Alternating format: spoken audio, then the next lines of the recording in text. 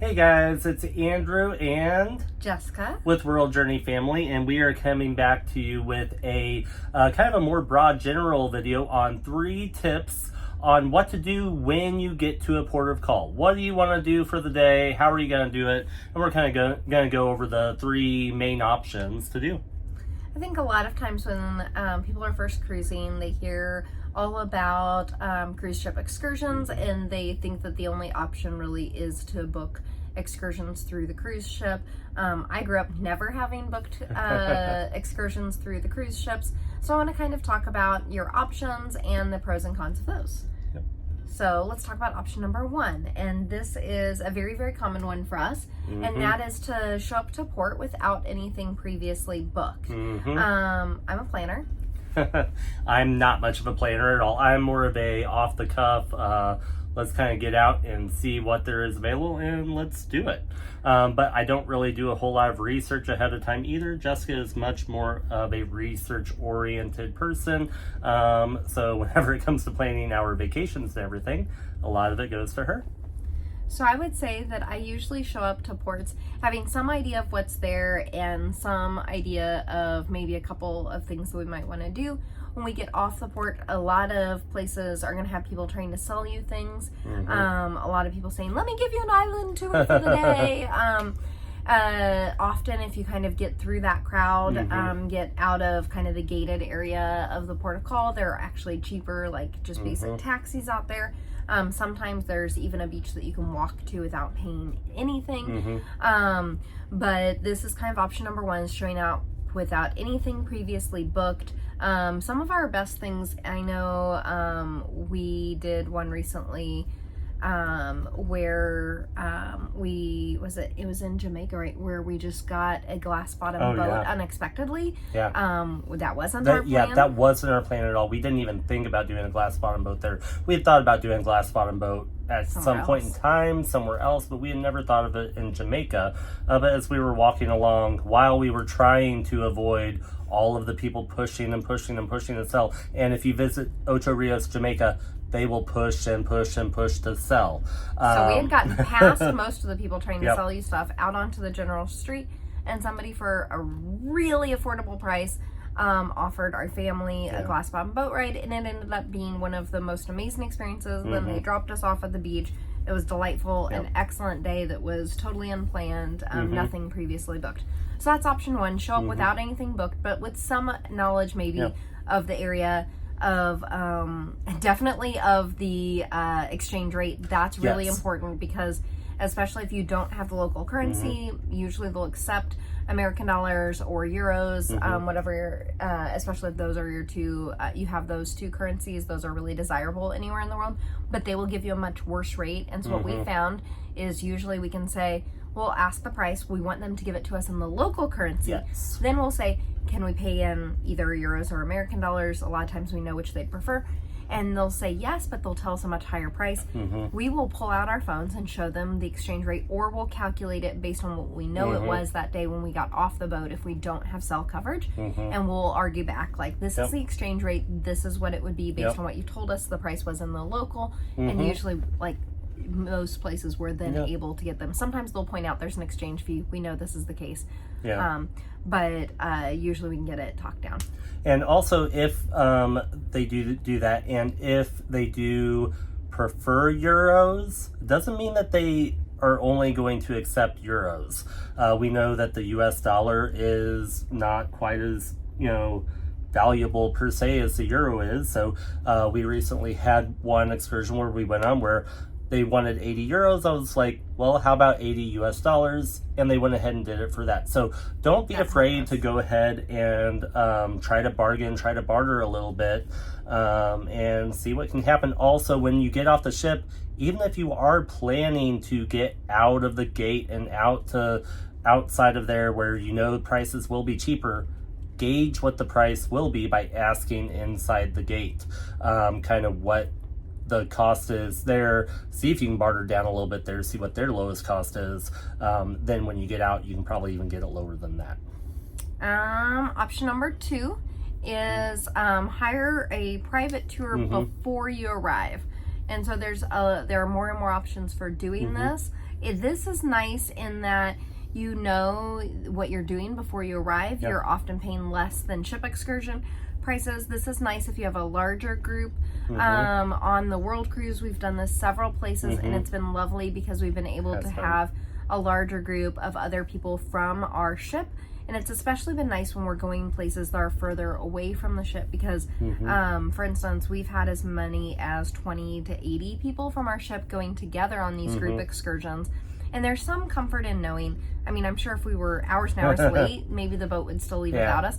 But on a ship of 2,000, this is a smaller ship. I'm sure if there were 80 of us left and we were only half an hour late, like, I'm less worried about being left if 80 of us are late than if 4 of us were. And so there's also power in us being able to negotiate down a price when there are that many of us.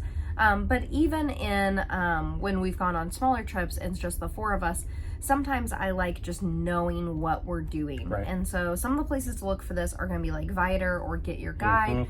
But also, like, if I know there's something really special that I want to do, I'll just do a search for like riding with the camels and on the beach in blah blah blah, and be able to show it up, or something will show up in that local area. Something very important, always look at reviews. The more reviews, the better. We did have a negative experience. You can look at that if you look at our Zanzibar video. Yeah, Zanzibar and Kenya. Now, when you look at reviews, don't just look at the number of stars. The excursion company that we went with in Zanzibar and Marl had raving reviews from a whopping 7 people. I thought it was 5. Oh, and maybe it was. It was somewhere between 5 many. and 7. It wasn't very many people. So it showed up as like a 4.6 star. If you go look at that same company now, they're probably below 4 stars after the massive negative experience we all had. And when I went back and looked at those descriptions, they were all for like a multi-day. They were for a different type of excursion than we did. And so look at reviews, make sure that if there are a bunch of positive reviews, they're for the type of tour that you are doing. And for like maybe the number of people, or if you have kids, that they're for people with kids, that sort of thing. So look very carefully at reviews. That's really important. So that's option number 2. Option number 3 is? Number 3, I mean, we don't do this very much at all. But I think for the first time ever, we did it maybe last trip, or during the summer, book with the cruise ship. Now, important. Every cruise line offers. Yes, every cruise line will offer it, and every cruise line wants you to book through them. You don't have to, but they want you to. If you book through them, we highly, highly recommend, if you know exactly what you want to do, and you know,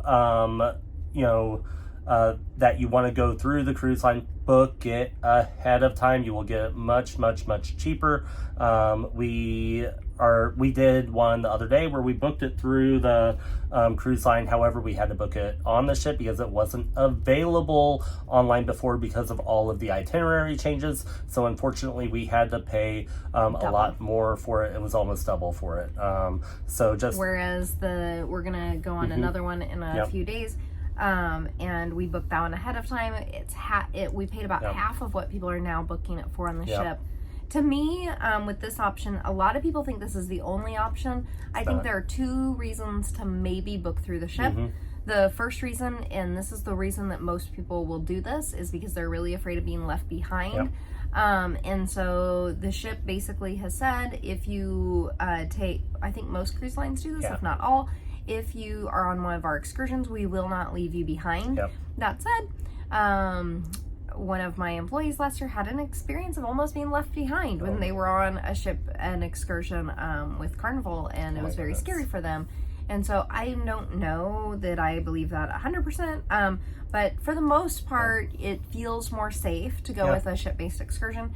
To me, the second benefit, and the reason that we've done it twice on this trip. Well, and we booked it, we booked a few ahead of time too that we had to have canceled.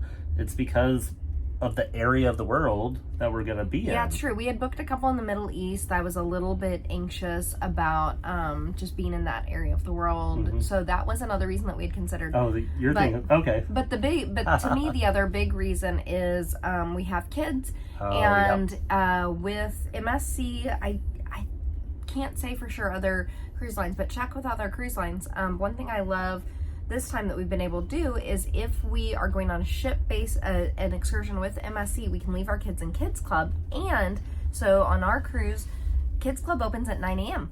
If we have an excursion, the other day our excursion started at 8:15 in the morning. They opened Kids Club early for us. In fact, they opened Kids Club at 8 o'clock. We were able to start at 8, or we were able to drop our daughter off at 8 a.m. to be at 8:15 where we needed to be for our excursion.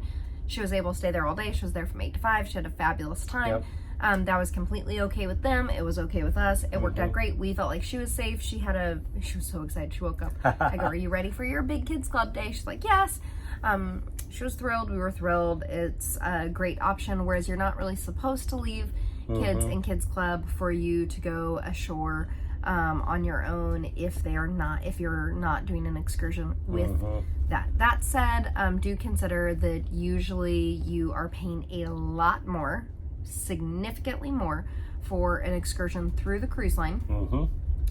Additionally, I've seen people have all kinds of issues. People have had buses break down on cruise line excursions. People have had and this is across multiple cruise lines, so I'm not gonna call out any cruise lines names because I've heard on multiple people have had problems where cruise excursions have been canceled at the last minute and their plans fell through. People have had issues where they didn't get what they paid for. The couple that we've done so far, we've had really good luck with. But a lot of the problems that you would traditionally have with things that you'd book yourself can also happen with ship excursions. So, and a lot of times they're a lot bigger groups. I know I heard on our last cruise about a really cool excursion that I was like, I wish we could do this, like going to like a turtle a turtle hatchery and stuff. I was like, that sounds so cool, but it's so expensive. And there were 5 of us because we had Andrew's sister, and so we took a taxi to the same place, got in for much cheaper, and we got to go around without a crowd. And then we saw the cruise ship tour come around. They were in a huge crowd. They got much less time at each stop. And I'm like, we had a much better experience, I think. So in our opinion, we did. Yeah. Like, I was looking at them like, so glad that we are not with them. So just consider the pros and cons. I think that there are times to do all 3 of these. On the World Cruise, we are doing all 3 at different times. I think that there are pros and cons to each, and that's why we wanted to make this video, to give you all 3 options so that you can consider when each of these is best for you. All right, guys. Well, we hope you make use of this video. Like the video. Don't forget to subscribe to the channel. And like always, happy travels. Bye.